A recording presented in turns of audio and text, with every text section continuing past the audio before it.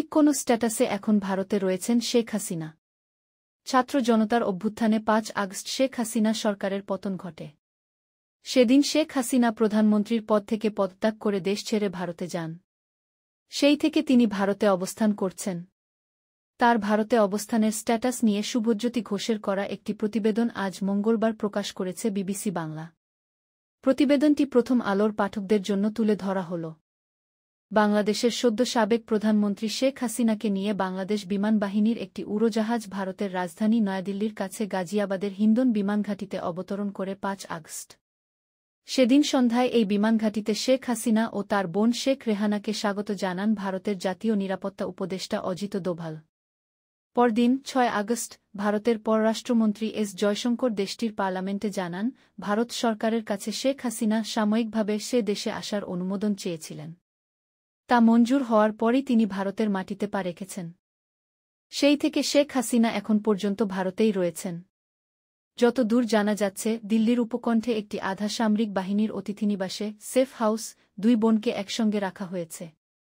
তবে এই মুহূর্তে তাদের ঠিকানা কি, সেটা সরকারিভাবে কখনোই প্রকাশ করা হয়নি।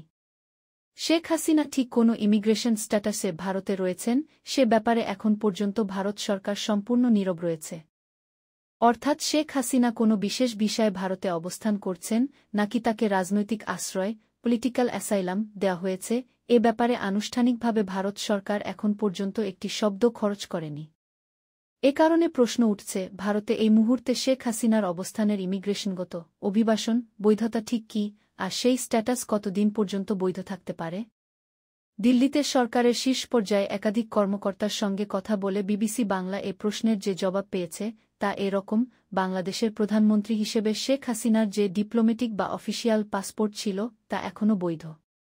সেই পাসপোর্টের সুবাদে তিনি অন্তত ১.৫ মাস কোনো ভিসা ছাড়াই অনায়াসে ভারতে অবস্থান করতে পারেন।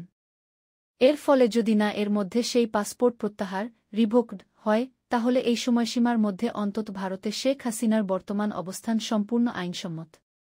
ভারতের এক্ষেত্রে আলাদা করে কোনো ব্যবস্থা নেওয়ার প্রয়োজন নেই। ভারতীয় কর্মকর্তারা বলছেন, শেখ রেহানার ক্ষেত্রে অবশ্য এই জটিলতা নেই। কারণ তিনি যুক্তরাজ্যের পাসপোর্টধারী।